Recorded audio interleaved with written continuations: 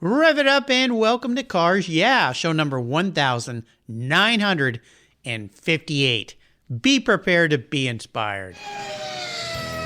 This is Cars Yeah, where you'll enjoy interviews with inspiring automotive enthusiasts. Mark Green is here to provide you with a fuel injection of automotive inspiration. So get in, sit down, buckle up, and get ready for a wild ride here on Cars Yeah.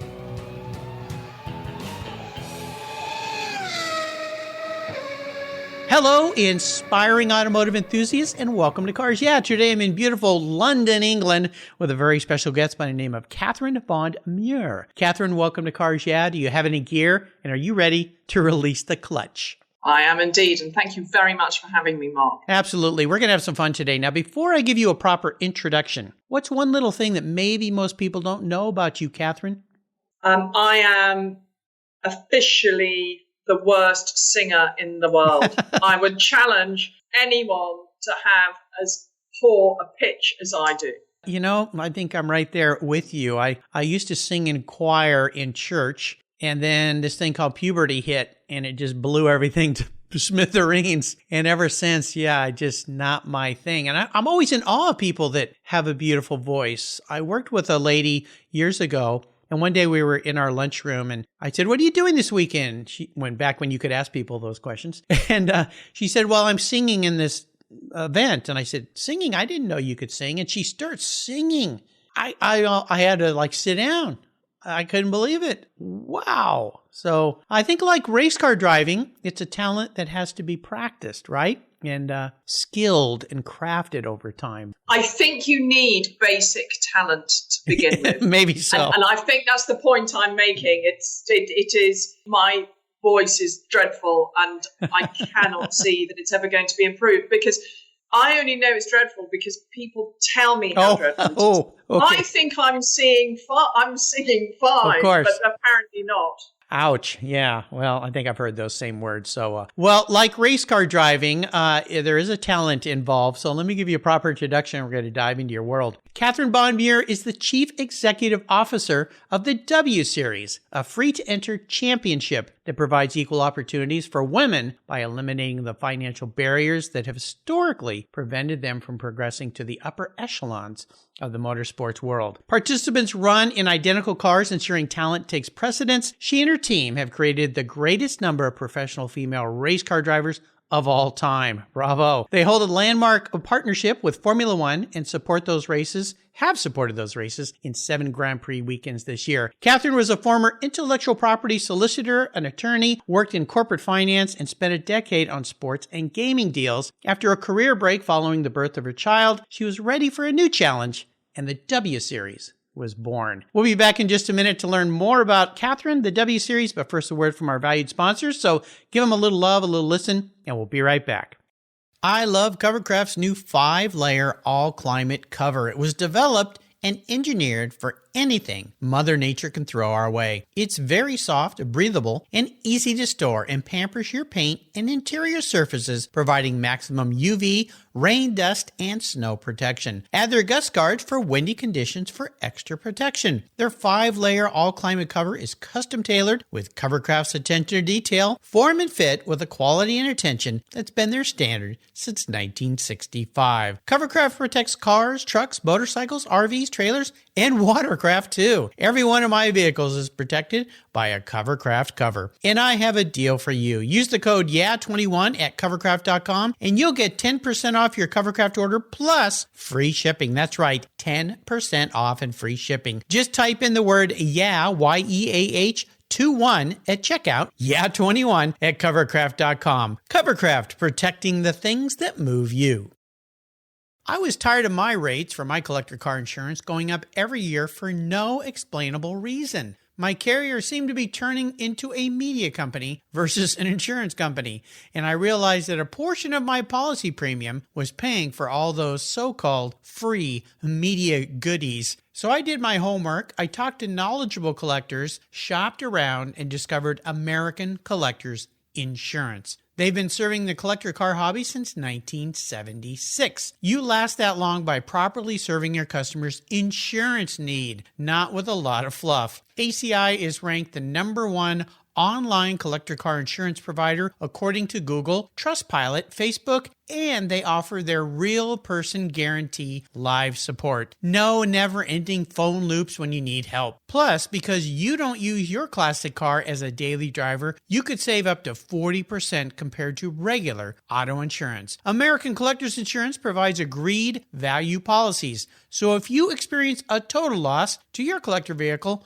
or it's stolen, you'll be paid the amount listed on your declaration page, less any deductibles, of course. No ifs, ands, or buts. Give them a call today and ask for your free quote at 866-ACI-YEAH. That's 866-224-9324. Tell them you're a friend of mine, Mark Greens at Cars Yeah. American Collectors Insurance. Classic car insurance designed by collectors for collectors.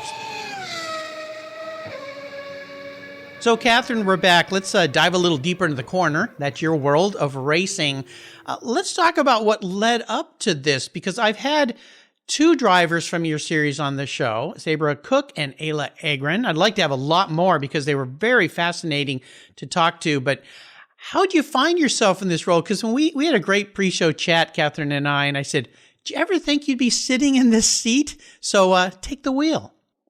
Well, I am a massive sports fan, which is why in my professional career as a corporate financier and as an attorney, I specialise basically in sport, because I've always had the belief that in work you need to do what you enjoy. And when moving forward all the way through my career, when I was 45, I had my first and only child. And at that stage, nothing was more important to me. So I gave up work.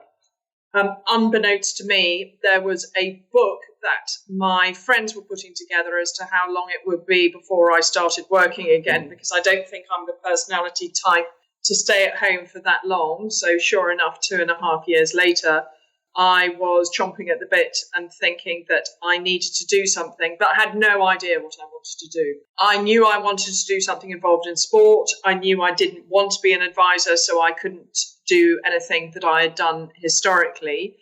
And genuinely, at that point, I had a drink with a couple of friends who work in Formula One, and they suggested to me, well, what about a women's only motor racing series? And because I was in a pub that night, I was quite enthusiastic about the idea. Be careful what you talk about in a pub. It might happen. Indeed. Who knew? Yeah. And then I did some research, and I thought actually it was probably a bit of a rubbish idea, because if men and women compete equally in motorsport, it would be seen as being sexist, and we didn't need it. And what's the point? Women will come through eventually.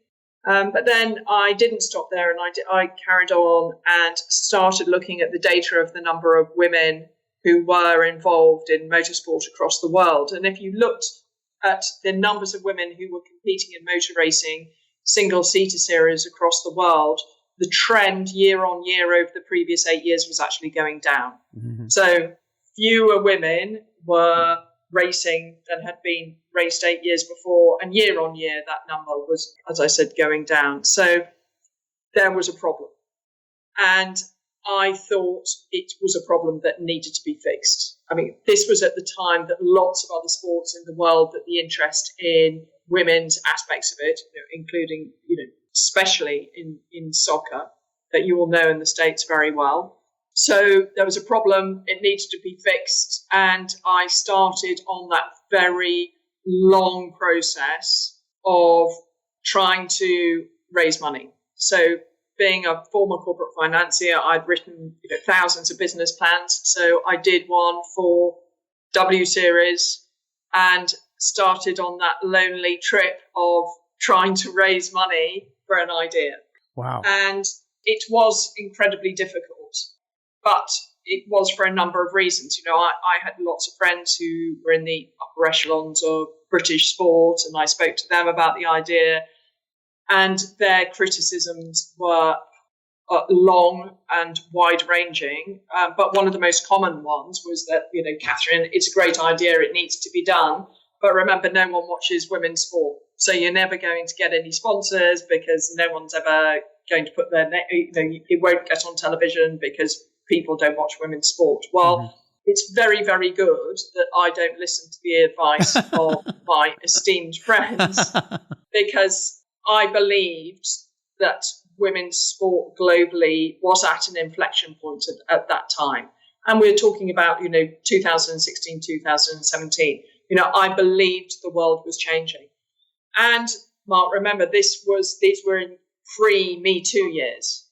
And I think what Me Too has done to, it's obviously had a global impact on female rights, but I think it's speeded up a lot of what needs to happen in female sport. And I think as a result, lots more sponsors and lots more money and media groups have made decisions to support female sport. So at the beginning of my idea, there wasn't a strong wind behind female sport, but everyone needs luck. And as W Series was developing in the early stages, there was a wind that was backing the idea. And David Coulthard, the former Formula One driver, came involved, and he introduced me to Sean Wadsworth, who's a fellow Scot he was at school with, and Sean has been the cornerstone investor in W Series. And he also introduced a couple of former colleagues of his, Dave Ryan, who was boy and man at McLaren Racing. He started off, as he said, sweeping the fours. And when he left, he was racing director, and he had been there for 33 years. So there are very few men in the world that know an awful lot more about motorsport than he does. Mm-hmm. And he also introduced Matt Bishop, who had been comms director of McLaren too. And he was really the magician that made the announcement and, of W Series, resonate throughout the world, and then get, global media outlets interested in W Series. Now, unfortunately, Matt has gone back into Formula One, and he's now chief comms officer of Aston Martin racing team. So, but he's still, an extremely good friend of ours. One of the things that I believe is, there's several things about what you've done I think is brilliant. And that's why I wanted to have you on the show. One is that you made the entry cost for women racers affordable or at no cost, as I mentioned in the intro. I've interviewed hundreds of race car drivers, and money always comes up, always, with everyone. Many of them almost quit. Bobby Rahal was literally this far walking out the door saying, I'm done, walked up to somebody in a lobby, and the rest is history, as they say. And then Graham, of course, has followed in his footprints. But you that's one of your barriers that you shut out, which is a huge enabler for a lot of talent to come your way, right? Well, I think that the advantage of not being a motorsport person meant that I could build this idea and that we could structure the business from what we believed were common sense principles. And what W Series is about, at the heart of its DNA, is about promoting women in all aspects of motorsport, not just driving. But if we were really about finding the best and fastest female drivers in the world, we had to take away that financial barrier, because women were being affected by it, I believe, much more than men. And I think that's one of the main reasons why we haven't had a woman, racing in Formula One for so long. You've obviously had, Danica Patrick, being a brilliant driver in the US. But, in the last couple of decades, she's the only female who has really broken through, on a massive stage. And you looked at the reasons why women haven't been promoted in motorsport. My belief is that, the sponsors and the financial support go to the really super talented youngsters who people believe are going to be the next world champion, in whichever series that they go into. And because a woman, let's face it, has never been a world champion in a motor racing series, why are you going to put your money behind a woman? I think now money is starting to go behind women, and people are starting to believe that a woman can get into Formula One again. They're not necessarily saying they're going to be a champion, but I think money is starting to go and supporting women at much more grassroots level that is required, because as we know, one of the reasons why there hasn't been a woman involved in Formula One for over 45 years is because the girls do not get, and historically haven't had, the same time in cars from karting up to, and the Formula One level is through to Formula 4, Formula 3, and then they're on in through to, obviously, to Formula 2 and 1.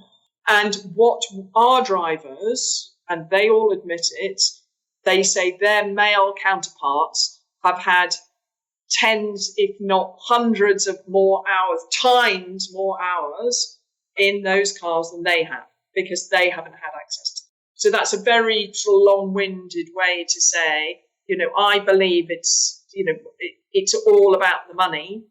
And therefore, we had to make it part of our DNA that a woman would never have to put money into that.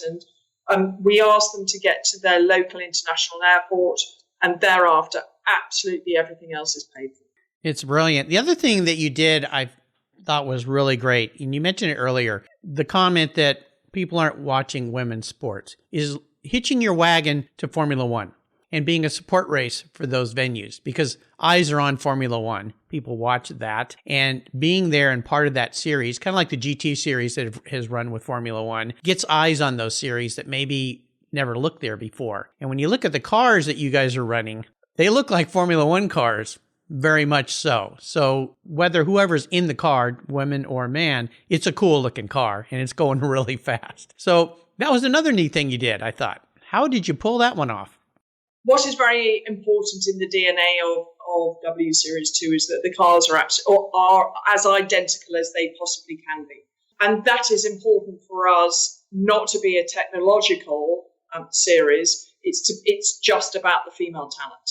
No, because it is really important is to take the barrier of money away, but also to demonstrate through the sameness of the cars that it is all about the driver, and it's not about the technological brilliance of any particular team. Mm-hmm. You asked me another question. I actually haven't answered the question that you asked. No, that's fine. Is hitching your wagon to the F1 series so that you could be there as part of those weekends, because there's already eyes on those cars, the F1 series on the weekends, and you're part of the weekend, part of the experience. Well, in 2019, we were racing on the DTM series, which is a European GT series, which is very popular in Western Europe.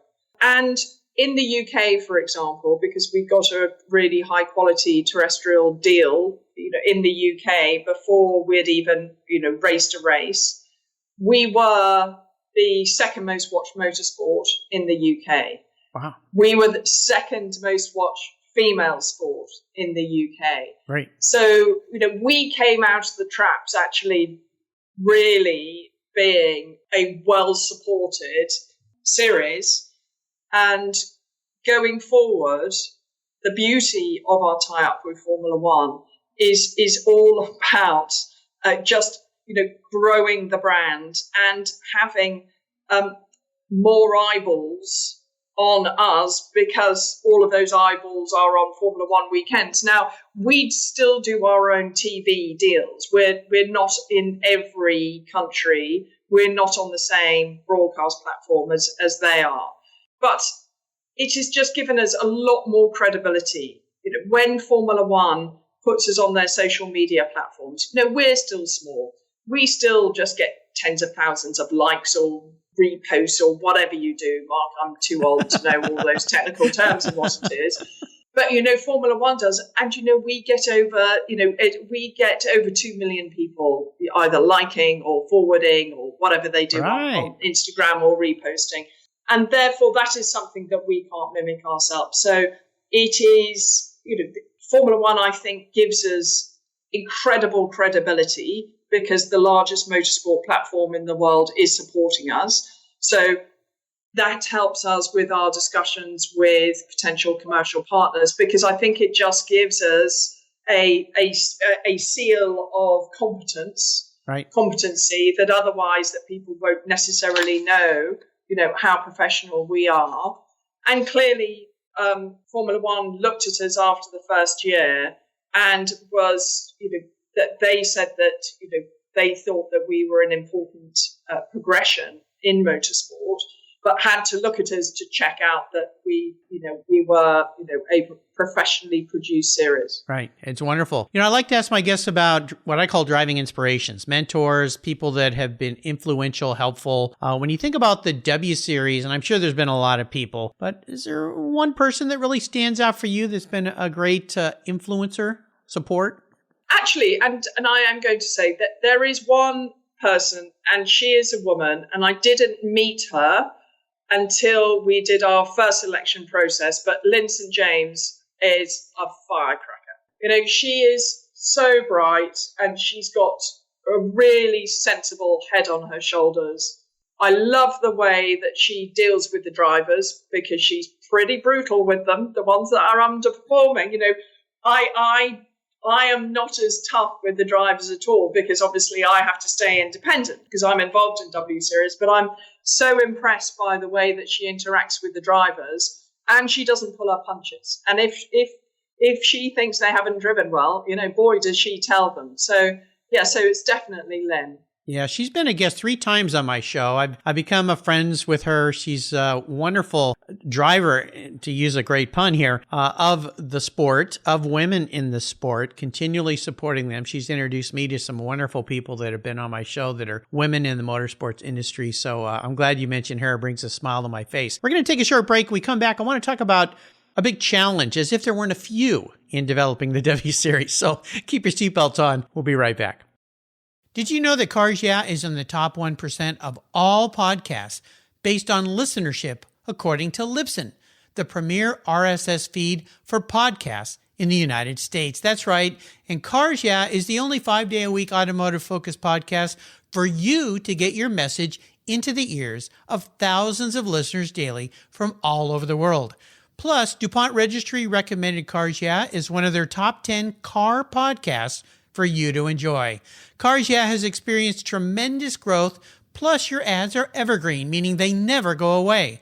And more listeners find Cars Yeah every day for their daily dose of automotive inspiration. Do you want to expose your brand to a highly targeted list of automotive enthusiasts in a very unique and very personal way? Well, I can help you. Contact me, Mark Green, at mark@carsyeah.com or through the website at carsyeah.com today to learn more. I've discovered Linkage. It's a new quarterly publication and website that covers the automotive market, driving, restoring, collecting, and discovering your passion for motor vehicles. Linkage is about experiences, opinions, and values.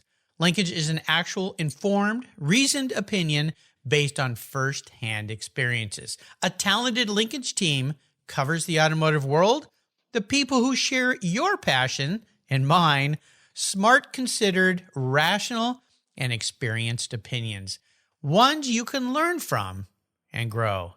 That includes our passion that drives auctions and the collector car market. So come with me and join us on this journey. And be sure to use the code CARSYEAH when you subscribe, and they'll give you $10 off. Boom! Linkage, geared for the automotive life. Subscribe today at linkagemag.com. So let's talk about this, Catherine. If you could pick one, a big wall you crashed into, let's say, putting this whole thing together that was a big challenge for you, what was that? But more importantly, what was that lesson it taught so you could move forward? It was unquestionably raising the money. It took over 2 years to raise the money, and I can't overestimate the difficulty in doing that for the reasons that I've stated before. But also, ultimately, if no one's going to put £1 million in, if they know I'm going to raise I need to raise £20 million, and getting the early stage money in was monumentally difficult. And I'd spent 2 years trying to do it and had failed. And then I was thinking, well, look, I've spent 2 years of my life on this project trying to get it off the ground. I'm getting really good traction, but I'm just not getting the cash in. Yeah. And therefore, if this doesn't happen, I thought that I'd wasted 2 years of my life. And therefore, if I'm doing it for another year, there's a danger I'm going to waste 3 years. And I was going to give up. And on 2 separate occasions, I was absolutely determined to give up.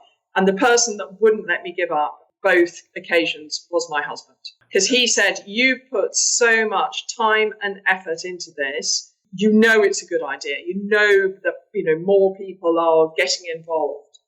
People are really telling you that this is something that is needed. So, good on, Gordon for, putting my nose to the grindstone, and actually genuinely, he just said, I'm not letting you do this. You've got to keep on. So, the irony is that, I mentioned a whole variety of people, early on in this call who are, David Coulthard, Sean Wadsworth, our investor, Dave Ryan, Matt Bishop, now my husband. You'll note that all of them are men. And without any of those, I don't think W Series would be the success it is. So, I do have to say that, whilst I was, the founder, it has been, through male endeavour and male support for W Series that this series has actually been successful. Well, as you know, you married the right guy. So there you go. Having someone that supports wild and audacious dreams, nothing better than that. Yeah. Wonderful. How about a bucket list? If you could look ahead, let's say 2 to 3 years with the W Series, what do you see it looking like? Well, I want, in 3 years' time, I want to go to a dinner party in motorsport-friendly countries and speak to people who aren't interested in motorsport, and for them to say, yes, I know what W Series is. From a standing start, it is about growing our brand globally. We had our first race in the States, obviously this year. It was unbelievably successful from our point of view. The commercial interest from, the American brands and companies was off the charts, and therefore I love America very, very much indeed. And we would love to have increasing involvement in America. So I think it's not so much a bucket list. It is just about growing the brand and making the brand famous across the world. Well, I'm glad I've got a little tiny piece in this to bring this to my listeners' ears. And I'll let you know right now, I mentioned 2 of your racers that have been on the show. I'd invite them all. I'd love to have all of them on the show here to share their stories, because everybody has an individual story as to how they got to the W Series, where they want to go from there, what it means to them, and how it works. And that's what Car Yeah is all about, is people that have wrapped that passion of motorsports or automobiles, trucks, motorcycles into their lives and their careers. So I'll extend that invitation to keep helping you in any way I possibly can. Thank you. I think this is very cool. You're welcome. You're welcome. Let's talk about you a little bit. We've talked about W Series, but I know you're not a racer, but would you consider yourself a bit of a car gal? Oh, yes, I do. I love cars. Okay, so, perfect. I've got a whole list of cars that I intend to buy in the next few years. Okay. So yes, I do, and I may have broken the speed limit from time to time. Maybe. Okay. Well, maybe there's a big maybe but there. But let's not stay on the pause on that point. No, let's continue. Yes. Well, let's talk about one special vehicle in your life. Is there one that stands out? And if so, maybe tell us a story about that ride. I'm actually probably going to breach the rules. That's because fine. I'm going to tell you, if that's okay. You're a rule breacher anyway. That's fine. I love disruptors. Because when you say bike, I'm actually going to do a mountain bike. I'm not going to do a vehicle with an engine. So many years ago, I went off on holiday on my own, but I joined a group of people to go mountain biking in Bhutan. Whoa! And on the first day, before we flew to Bhutan, we gathered in Kathmandu, and we went out mountain biking just outside Kathmandu, but well into the Himalayas. We were going uphill, and I don't know to this day what happened, but I was really late into seeing a fork in the road, and I just lost my balance, and I went to try and regain it, and I took the right fork, and unfortunately the right fork was a path that had a sheer drop on the side. Uh-oh. And I lost my balance. And fortunately, I pushed my bike away from me.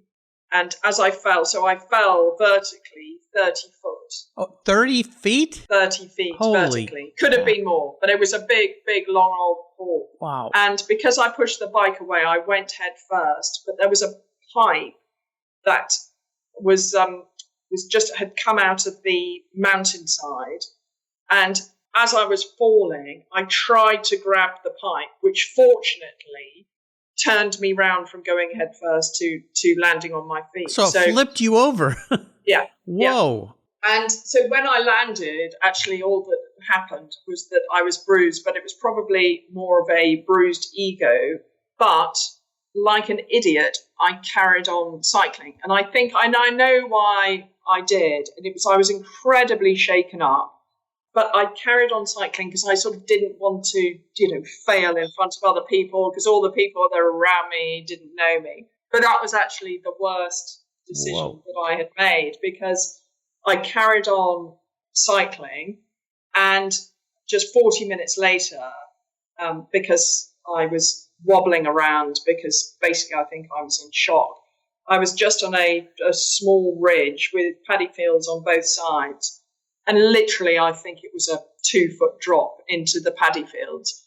But when it got to a rocky bit, when it's like skiing or like biking, you get to a rocky bit, you have to cycle hard into that bit. And I didn't. Anyway, I just fell off the side into the paddy field, which in comparison to the previous fall that I'd had is a soft landing.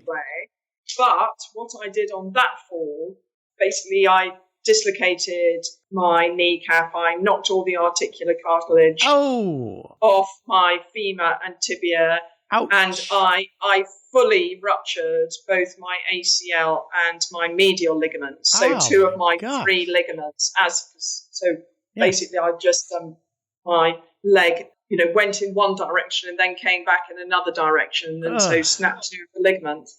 And as a result of that, I was on crutches for 2 years, 3 months. 2 years? I kept having knee operations. So I had 4 operations. Finally, actually, I went to the States to pay for myself to go to see Richard Stedman, who was still operating at the time, who was a very famous knee surgeon in Vale. And he actually fixed me. So that was fine. But as a result, because I was on crutches for so long, so I'd had my 4 knee surgeries. I subsequently had to have surgery on both my shoulders. I had 2 subacromial decompressions for people who understand shoulder surgery on my shoulders. And then last year, I had surgery on my back because I've got arthritis in my back as a result of being on crutches, and because for that period of time, I was biased to one side. So I think, so I just wanted to say that story of just, is how things in your life can go so wrong very quickly. Yeah. And I wouldn't have minded if I'd had that injury, I think, on the first fall, but it's my fault that I carried on. And I'm so angry with myself for carrying on because I should have just stopped and just called time on the day, got myself together, thought I'm really shaken up here. And then I could have gone on. I could have spent 2.5 weeks in Bhutan and had a lovely holiday, but it didn't work out that way. That evil peer pressure can do bad things to us, can it? Yeah. Wow. What a crazy story. Holy cow. I don't think I've ever heard a crazier story on this show about a special vehicle. Definitely you're the first mountain bike. Well, now I'm going to go a little deeper. I'm going to get into your head and be your automotive psychologist, okay? If you woke up tomorrow and you were manifest as a vehicle, this isn't what you want to be. This is the lady in the mirror, who you perceive yourself in a vehicle. What would you be and why? Well, I've got one actually. Okay. I'd be a Land Rover Defender. Okay. Yeah. Okay. And because I've got an old model, so I'm getting on in life quite a bit. So I'm old. Okay. It's bulky, but it's built to withstand challenges. Yeah. So you can take it wherever you want to. It's unpretentious and it just gets you where you need to be. So I think that's what I'd be. You know, that's a good fit. I love watching some of these YouTube series that individual put on. They have adventures, and my listeners know I listen to Sailing La Vagabond. It's a couple from Australia that have been sailing around the world for 7 years. Now they have 2 kids on their boat. It's just incredible. But I just started watching another young lady who is from Poland, and she's traveling all over Europe in a Land Rover Defender by herself, which is something in and of itself, going to some very remote things. But same kind of idea as you were saying this is those vehicles are known for going anywhere, doing anything. There you go. But from my side of the fence, you're not looking very old, Catherine. So don't put yourself there quite yet. Okay. But I get the metaphor. I get the idea. You know, obviously you love to give back because you've worked so hard to create this series to help women in the automotive sector. Is that part of why you did this? Oh, absolutely. It isn't just about promoting female drivers. It is, when I looked at motorsport, it was very male and pale.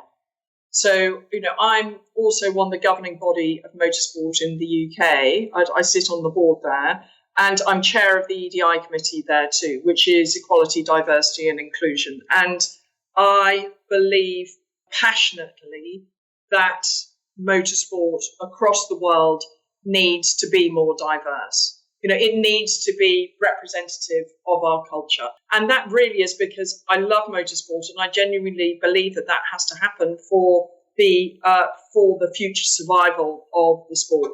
You know, we need to get more women involved. Very obviously, you know, we're over 50% of the population. So women, but we also need more women in STEM subjects in all parts of the world too. And the wonderful thing about motorsport, it's a fabulous way to go into schools and talk about STEM subjects because, let's face it, it's when I speak to, and I love speaking to school kids, but they love hearing about motorsport and W Series because it's sexy, or they see it as being sexy and exciting. You know, from where I sit, I wouldn't necessarily give it those 2 adjectives, but once it gets on the screen, TV screen, you know, it's an absolutely fabulously exciting sport. And therefore, it's really easy to engage children, to talk to them about STEM subjects, about mechanics, about engineering. But also, you know, from my background, you know, with W Series, you know, I'm looking at a lawyer through my glass wall here, you know, and she worked for Bernie Ecclestone for 22 years, you know. So, you know, we've got lawyers. And also what's very interesting, and you may not realize this in the States, that, you know, Bernie was a messer, and he talked a lot about, you know, and talked women down, saying, you know, they belonged in the kitchen. But he was joking. You know, what sex were all of his female, what I've just given it away, were all of his senior lawyers. You know, they were all women. Bernie respected women massively. Basically, you know, most of the senior positions at Formula One when he was there were, you know, that he had women in them. So he was not sexist at all. And he believed in the value of having women in his organization. He liked to stir the pot, that Bernie, didn't he? Indeed. Yeah, that was one of his things. Now, how about a great book? Is there a great book you'd like to share with us? I think there are a couple. There is one written by Adrian Newey called How to Build a Car. And when I was developing W Series, someone said, if you want to know in one book about what motorsport is like, read that. And it's absolutely brilliant. I mean, it isn't just about his experience, which it is, but actually what it does very cleverly is talk to you about the structures of motorsport. And then that leads me into another book that Bernie probably wouldn't want me to recommend, but it is a book by Tom Bower, Bower, and he's a pretty famous author. And what he is seen as doing is doing hatchet jobs on biographies on individuals. And I'm not sure Bernie was that impressed by the book about him, but actually what the book does do, I mean, it is a brilliant book because it actually, it explains how Bernie got to own Formula One, you know, and what deals he did along the way. And it is just, it tells the story, and I don't think any other book actually, takes Bernie from beginning to, what he did achieve.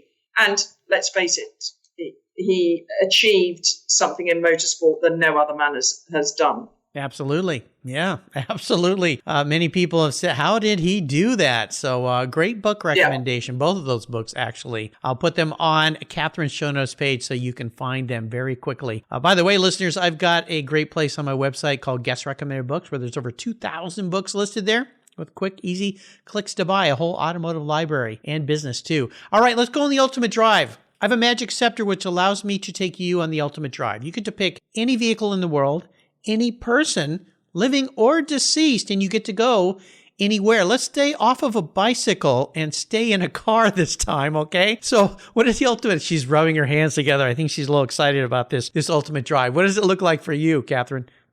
Powder blue, E-Type, Series 1 Roadster. Ooh. Easy peasy. I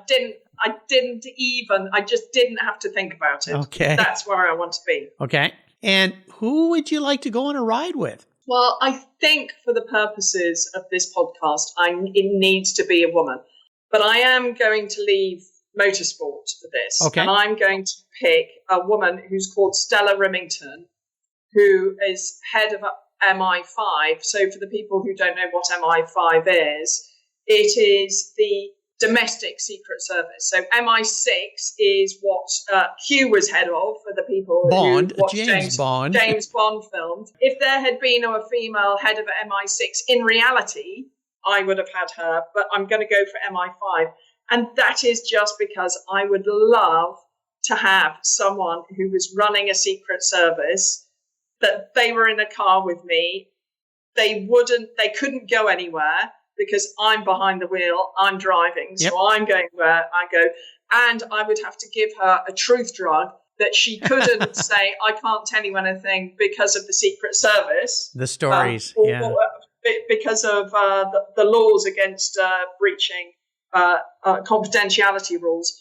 And I would want her to answer me lots of questions. Wow, fascinating answer to that question. Particular place you'd like to be driving?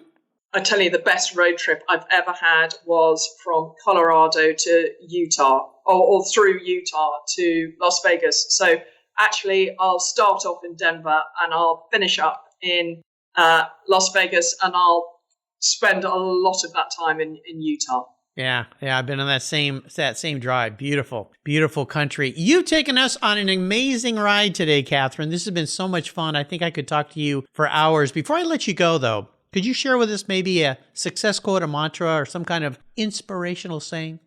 Easy. G.K. Chesterton. Okay. Who said, I owe my success to having listened respectfully to the very best advice and then going away and doing the exact opposite. Sounds like what you did. I love it. That's great. Chesterton, wonderful. I don't think I've heard that, but I've heard renditions of that. So, yeah, brilliant. I love it. How can people learn more about the W Series? They can go onto the website. They can join our social channels. I think a really easy, accessible way of seeing what we're about is going onto our YouTube channel. And, we've got lots and lots of VTs, of videos, of magazine shows, our documentary about our first year. It's full of much more interesting people than I am, and that's about the drivers, and that's really what the drivers sell W Series, not a middle-aged woman. You do a pretty good job yourself, Catherine. I'll make sure I put links to all these on Catherine's show notes page. Check out the W Series. Check out their YouTube page. I want to do a shout out. Thank you to Barbara Burns at the Burns Group PR. She introduced me to Catherine. Thank you, Barbara. Thank you, Barbara. She is amazing. Yes, she's wonderful. We love her. Yeah, she's great. Catherine, thanks for being so generous today with your time and your expertise. Staying at the office a little late for me today. Until you and I talk again, I'll see you down the road. Thanks very much, Mark. It has been an absolute delight to talk to you this evening. This has been great fun. I really appreciate your time. Did you know that less than 3% of all automotive technicians in the United States are women? You may not be surprised, but you should be concerned because our country is facing a massive technician shortage right now. Skilled, qualified techs are in high demand, and we need young women and men to consider these careers as a viable path to a fulfilling life. I've interviewed hundreds of women in the automotive sector here on Cars Yeah, and I know that women make great techs. That's why I support the nonprofit TechForce Foundation and its Women Techs Rock initiative to ensure women see themselves in the profession, the industry, and the workforce. Learn more at techforce.org today. Thank you so much for joining us on today's ride here at Cars Yeah. Drive on over to carsyeah.com to find show notes and inspiring automotive fun. Download your free copy of Filler Up, a fun book filled with gorgeous photographs of fuel filler fun, including quotes from more inspiring automotive enthusiasts. Download your copy today, and we'll see you next time on Cars Yeah.